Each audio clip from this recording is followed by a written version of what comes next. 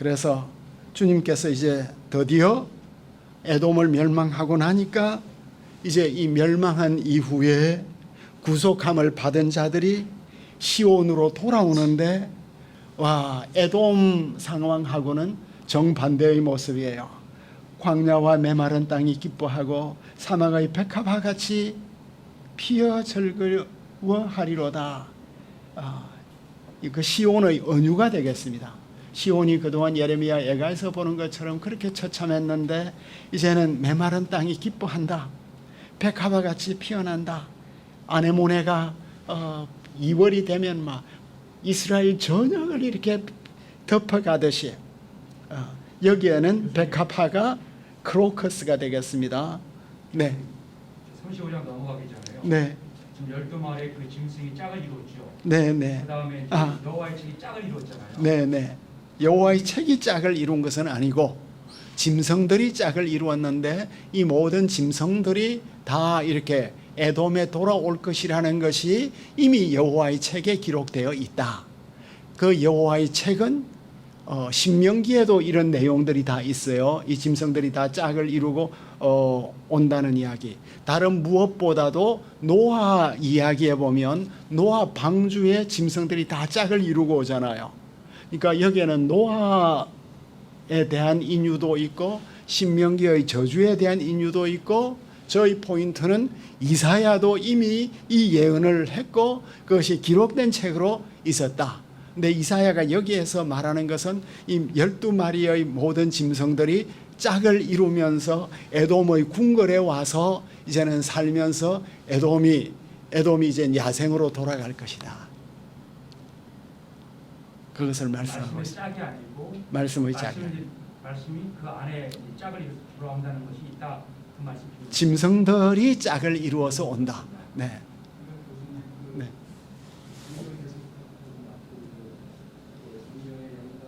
네. 네, 네. 그렇죠. 네.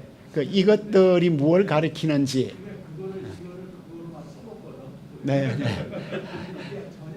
네, 네. 뭐 전혀 아니다라고 말하기는 좀 그렇지만, 네, 네, 네. 그렇죠. 그러니까 주님의 말씀의 영감과 무오를 주장하는 것은 좋은데 다른 본문에서 이제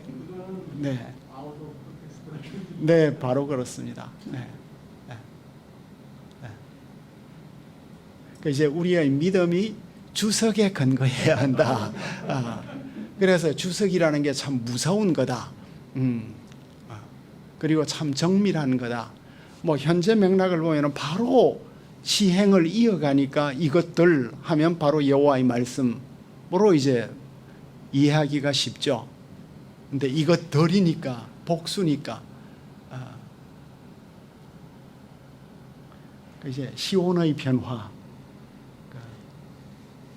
우리 심령 속에서 이런 은혜의 역사가 일어날 때 이제 어떤 변화가 일어날까? 레바논의 영광과 갈멜과 샤론의 아름다움을 얻을 것이라. 여호와의 우리 주님의 아름다움을 보리라. 그래서 우리는 주님의 아름다움을 보고, 또 우리는 그동안 심히 위축되었는데 너희는 약한 손을 강하게 하라. 휘청거리는 무릎을 굳게 하라. 그죠? 임페라티브로 쭉 손이 이제 축 처져 늘어져 있는 모습, 다리는 비틀거려.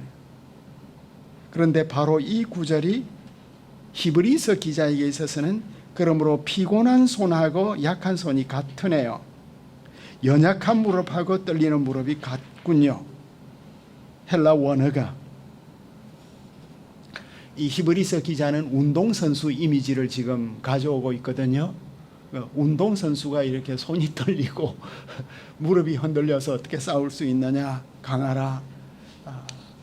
그런데 이제 주님께서 우리의 연약함을 어떻게 고쳐주시나요? 하나님이 오사 너희를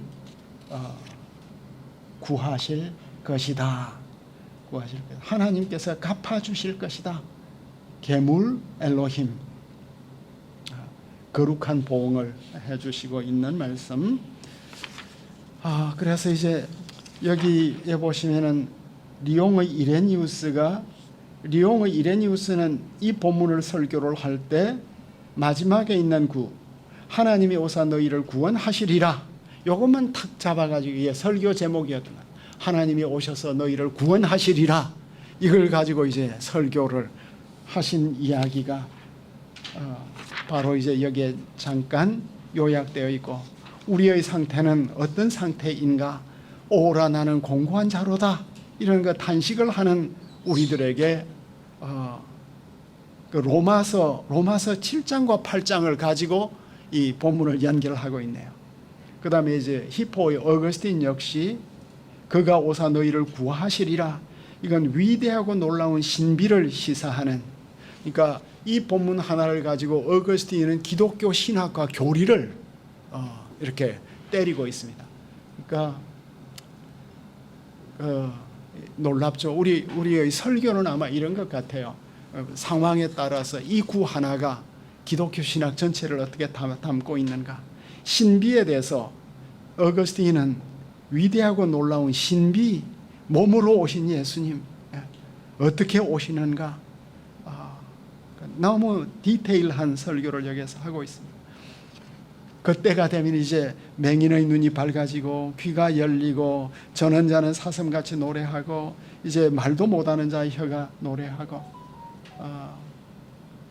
여기에서 눈이 밝아질 것이다, 히브리어로 파카흐, 귀가 열릴 것이다, 파타흐, 그죠? 파타. 음성학적 유의를 만들고, 바로 이 본문을 예수님께서 인용을 했습니다. 그죠? 예수님의 사역은 이 모든 눈과 귀를 열어주시는, 그리고 같은 사역을 베드로도 하고 있는 것을 우리가 볼 수 있고, 마치 구원의 축제가 여기에서 이루어지고 있는 모습을 볼 수 있겠습니다.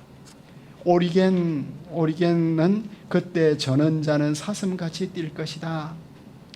그러니까 교회에 와서 사람이 변화되는 것을 보게 될 때 이전에 어느 장애자가 하나님의 말씀을 말하는 것을 배우고 지체 장애자가 걷는 것을 배우게 될 거다. 이사야 예언은 단지 신체적으로가 아니라 영적으로 성취된다. 그러니까 목회를 하다 보면 이런 변화가 실제적으로 일어나는 것을 보니까 목회를 하시는 것 같아요.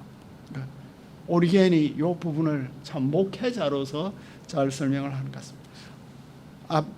앞장에서 에돔은 시내에 피가 막 흘렀고 역청이 흘렀는데 이제 물이 솟고 사막에서 시내가 흐르고 오아시스가 되고 뜨거운 사막이 변해서 못이 되고 저수지가 되는, 어제 우리가 그 시온이 큰 저수지가 되고 호수가 되는 이런 어찌 보면 황당한 꿈, 예루살렘을 아는 사람에게는 황당한 꿈과 같은 이야기가, 큰 호수가, 계시록에도 큰 호수가 나오나요? 그리고 메마른 땅이 원천이 되는 이런 모습. 그리고 이제 우리가 찬송가에서 이야기를 하는 거기에 대로가 있을 것이다. 그 길을 거룩한 거리라 할 것이다. 내 깨끗하지 못한 자는 지나가지 못할 것이다. 오직 구속함을 받은 자들을 위해서 있을 것이다. 우매한 자도 여기에 메실라라고 하는 대로가 마슬룰하고 메실라하고 이렇게 그 대렉만 있는, 이 대렉도 있네요. 히브리어에 있어서 도로의 이름들이 이렇게 또 한 절 안에 다 이렇게 박아두고 있는 이런 모습. 여기에 네, 이런 말씀과 함께 이제는 사자가 없을 거다. 사나운 짐승은 구속을 받은 자들만 갈 것이다. 그런데 이 본문을 보다가 이 본문이 마가복음 1장 12절 13절하고 이어지는가? 성령이 곧 예수를 광야로 몰아내신지라 광야에서 40일을 계시면서 사탄에게 시험을 받으시며 들짐승과 함께 계시니 천사들이 수종들더라.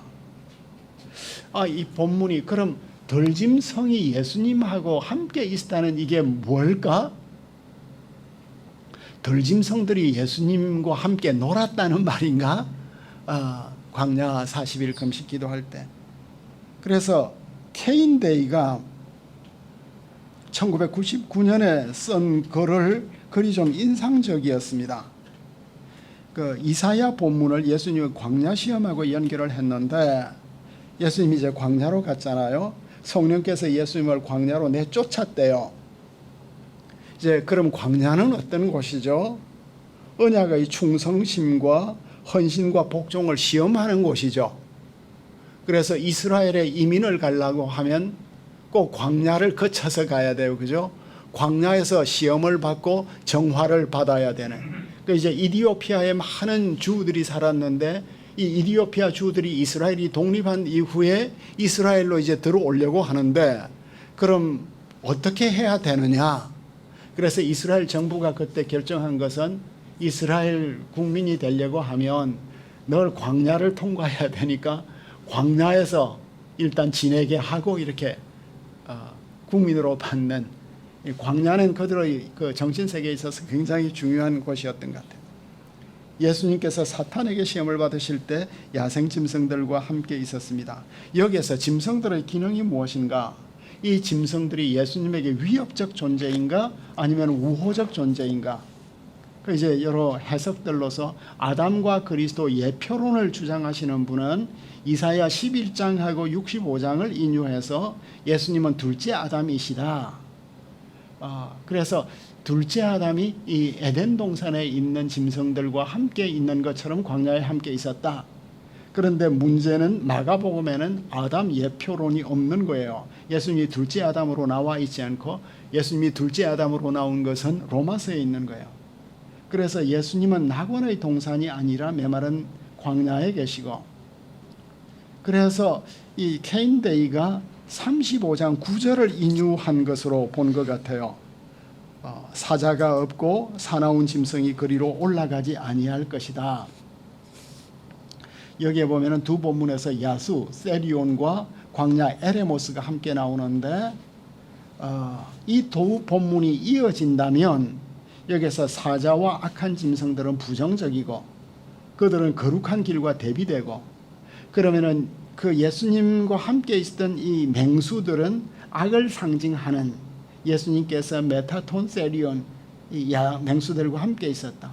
그래서 예수께서 악을 정복하심에 대한 상징으로, 마치 이제 다니엘이 사자굴에 있었지만 사자들이 다니엘을 해치지 못하는 모습 같은, 그 시편 91편 하반절에도 가면 사탄이 예수님을 시험하거든요. 당신이 하나님 아들이면 한번 어떻게 하라는 말씀이 나오는데, 그 본문에도 사자와 독사와 젊은 사자와 뱀을 정복하는 모티프가 나타나고 있습니다. 그 사실 마가복음 16장 그 긴 엔딩에 있어서도 그 독사를 이렇게 잡아도 해하지 아니할 것이다. 이런 해석이 있지 않습니까? 그래서 이 케인데이의 해석이 참 새로웠습니다. 그러니까 예수님이 광야에서 시험을 받을 때 광야의 짐승들이 함께해서, 저는 늘 이 아담 예표론 속에 있었기 때문에 이 들짐승과 함께 잘 지내셨나 보다 하는데, 들짐승들을 예수님이 그 거룩하심으로 정복하고 있는, 그래서 이제 사실 우리가 광야에 가서 지내는 건 참 힘들지 않습니까? 무섭고, 그런데 예수님이 이미 광야에서 사탄의 시험을 물리치시고 하셨으면 이 해석이 상당히 뜻이 있겠다. 네, 그래서 이제 10절로 넘어가니까 이제 참 우리가 기쁨을 다시, 노래를 다시 되찾는, 그들의 머리 위에 영영한 희락을 띠고 기쁨과 즐거움을 얻으리니 슬픔과 탄식이 사라지리로다. 속량 받은 자, 구속함을 받은 자들, 게울림, 이들은 바로 주님의 속량함을 받은 자들. 그 속량함이라는 건 뭐죠? 채무나 의무나 심판을 받고 대신 구출하는 것, 시온으로 돌아오는. 우리가 17장에서 이미 이집트에서 아시리아까지 가는 대로가 있을 것이라고 했는데, 이제는 이 길은 거룩한 길, 단지 포로 귀환만이 아니다. 그리고 우리가 30장에서 유다 사람들이 스승 되시는 하나님의 교훈을 받을 것이라고 했는데, 이제 스승 되신 주님, 주의 종들을 통해서 우리의 귀와 눈이 열리니까 드디어 눈도 귀도 열리고 죄사함 받고 주님의 거룩한 교훈에 순종하는 마음 받아들이고, 그리고 이제 기쁨과 즐거움을 얻으리라가 아니라 기쁨과 즐거움이 여러분들을 따라잡을 것이다. 따라오는. 그리고 그 기쁨과 즐거움이 우리를 따라잡으니까 슬픔과 탄식이 사라지는 모습이 나타나고 있습니다. 터툴리안이 슬픔과 탄식이 사라지리로다 하는 이 말씀을 가지고 또 설교를 했습니다. 만약 슬픔과 탄식과 상심과 죽음 자체가 영혼과 몸의 고통으로 우리를 공격한다면 우리는 어떻게 그것들을 제어할 수 있는가? 원인을 제거해야 된다. 하나님의 임재 앞에서는 절대 슬픔과 근심과 걱정이 우리를 사로잡을 수 없다. 이렇게 멋진 또 설교를 이어가고 있습니다. 여러분들 34장과 35장이 우리를 행복하게 했으니까 저만 행복했으니까 참 멋진 정말 이사야다 하는 이런 느낌을 갖게 되었습니다. 여기에 오니까 우리가 이번 겨울을 제대로 서울에서 못 보냈는데 이렇게 사계의 겨울의 소리를 이 송림에 와서 우리가 또 맛도 보고 말씀과 함께. 교수님, 네. 33장까지 네. 열국에 관한 심판이잖아요. 네, 네. 그리고 34장은 그거에 대한 네. 또 다른 결론이라고 말씀드렸죠. 그렇죠. 네. 마지막에 결론을 내릴 때 네. 에돔을 끌고 왔는데 네. 그러면 12나라의 열국에 관한 한 나라 그 에돔을 통해서 네. 그 열국 열 나라를 다 멸망하는 그렇죠. 그 메타포를 쓴 겁니다. 그러니까 에돔의 멸망은 그동안 앞에 있는 모든 멸망을 그냥 쫙 압축한 것 같은, 앞에서 이제 산발적으로 여기저기 막 적용이 되었는데, 뭐 에돔의 멸망은 온 우주적 멸망의 표상이 된, 그래서 그 찬란했던 문화가 완전 광야로 돌아가 버리는, 그래서 열국 예언을 다시 아포칼립틱 이미지를 통해서 쫙 한 장으로 이렇게 쪼려내는, 그러면서 다시 이제 마지막 에돔을 향해서 디딤돌을 만드는 63장. 그 63장은 이 앞에 있는 21장과 34장을 생각 안 하면 너무 이게 엉뚱하게 툭 튀어나오는 거예요. 그러니까 이 열국 예언 전체를 이렇게 엮어가는, 왜냐하면 이게 에돔의 심판이 시온의 구원과 거룩한 길을 내는 것하고 이어지잖아요. 그러니까 이 악한 세력을 정복하지 않고는 주님께서 친히 우리에게 참된 구속함과 속량함이 있을 수 없다. 그러니까 악에 대한 이런 심판. 그러니까 우리는 동양 사람이고 한국 사람이고 아시아 사람이니까 덜 음양 이원론 가운데 있는데, 참 이 성경은 악과 선의 그 경계를 굉장히 선명하게 하는 것 같아요. 그러니까 처음 10계명부터 살인하지 말라. 또 뭐죠? 거기에서 그 탐심하지 말라. 그 인신매매하지 말라잖아요. 지금 현재 인신매매가 세계에 너무나 많은가 봐요. 그 인신매매를 건절하기 위해서 그렇게 또 오가니제이션들이 만들어지고 일들을 하고 있는 모습들이 있는데, 하여간 34장이 그렇습니다. 우리 네. 이야기를 읽을 때 네. 에돔이 제일 마지막에 그렇죠. 네. 네. 이후 창세기의 어떤 그 이야기의 흐름 속에서 네. 모압과 암몬이 등장하고 네. 이삭에 대해서 그렇죠. 네. 에돔이 에서가 야곱에 대해서 에서가 등장을 했었을 때 야곱이 에돔이 이스라엘과 병행되어지는 위치에서 네. 하나님 보셨을 때 네. 그래도 가장 그 언약의 라인 말고 네. 주변적 사람들 중에서 가장 소중하게 여겼던 네. 브랜치들이라고 느껴지죠. 그렇죠. 네. 그랬을 때 이제 그런 브랜치들까지 이렇게 점진적으로 들어와서 이 이스라엘의 짝이 되는 에돔까지 이렇게 하나님께서 징치하신다. 네. 이렇게 끌고 가면 좀 너무 미안 이해가 되고. 그럼 이제 서론이 너무 길어질 것 같은데 우리가 또 이제 다 아는 이야기를 또 이제 긴 서론으로 하면 또 우리 지금 청중들은 뭔가 새로움을 못 느낄 것 같아요. 근데 이제 이 본문을 조명을 해주는 게 시편 139편이잖아요. 그 시편 139편에 그 에돔에 대한 너무나 무서운 저주가 있죠. 그죠? 시편 137편에 그 바빌론 강가에서 이 수금을 버드나무에 걸고 그 시인이 이 애가를 읊조리는 게 아니라 그 바빌론의 그 강바람이 그 버드나무에 걸린 수금을 통해서 휘잉 울고 있는 이 이미지를 만들고 있잖아요. 거기에서 에돔에 대한 저주가 마지막에 나오죠. 7절에 나옵니다. 7절에 여호와여 예루살렘이 멸망당하던 날을 기억하시고 에돔 자손을 치소서. 그러니까 대충 흐르면 좋은데 기초까지 다 흘러버리고 바벨론에 대한 그러니까 전쟁을 하면서 너무 참혹한 그 살육을 했다는 거잖아요. 그러니까 이걸 이제 오늘날 우리 상황 속에 적용을 하자면 에돔과 모압은 다 이스라엘의 핏줄 가운데 있었던 존재들이거든요. 형제 나라들이었는데 형제 나라들이 형제에 대해서 우호적이지 못하고 더 독해.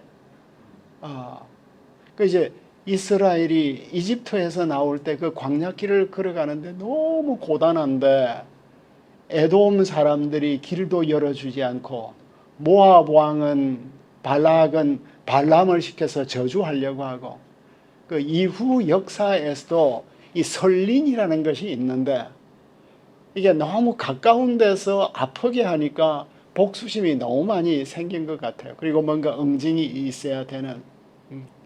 그러니까 참 우리가 일본에 대해서 이제 그만하고 좀 설린이 되었으면 좋겠고 중국에 대해서도 좀 설린이 되었으면 좋겠어요. 굴종적인 게 아니라. 이게 우리의 어떤 내셔널 프라이드로서. 그러니까 옛날 우리가 이제 하영선 선생을 불러가지고 우리 연구소 100주년 세미나를 했거든요. 하영선 선생이 정말 전략가예요. 그러니까 이제 그때가 2000 몇 년도였는지 모르겠는데 2010년 정도 되었을까요? 하영선 선생이 늘 주장한 것은 복합 네트워크예요. 그 이제 거미줄도 보면 여러 거미줄을 이렇게 네트워크를 해놓으면 거미줄이 뭐 태풍이 와도 안 흔들린다는 거예요. 그리고 그때만 해도 중국하고 우리가 대화를 할 때 중국 사람들이 다 우리가 미국하고 동맹을 맺고 있는 것을 인정을 했거든요. 그리고 이 동맹을 구축을 해야 중국하고 우리가 대등한 위치에서 말을 할 수가 있었는데 이 복합 네트워크가 다 깨져버린 거예요. 그러니까 이제 우리가 늘 그 한중일 사이에 있어서도 어떤 복합 네트워크, 그러니까 경제 때문에 안보를 무시할 수 없고 안보 때문에 경제를 무시할 수 없지만 그 안보 네트워크가 있어야 우리 자존심과 주권을 지키고 또 어려운 때는 또 통과해 가고 또 동맹끼리 서로 이제 도움을 주고 그 가운데서 양해를 또 얻고 또 이제 그 가운데 또 중국 사람들은 밑으로 서로 깊이 친해지는 거 있잖아요. 외교적인 노력. 지금은 외교도 안 되잖아요. 어떻게 그 나라 말도 모르고 문화도 모르는 사람이 대사가 될 수 있어요. 그러니까 외교 네트워크가 다 깨져버린 거예요. 그러니까 굉장히 지금 고립되고 있는. 이제 히스기야 역시 마찬가지였을 것 같아요. 복합 네트워크 속에서 이 대국을 어떻게 이제 관리하는가 하는 이런 건데 제가 또 본문에 없는 이야기를 가서 제가 이번에 제 본색이 너무 많이 드러난 것 같아서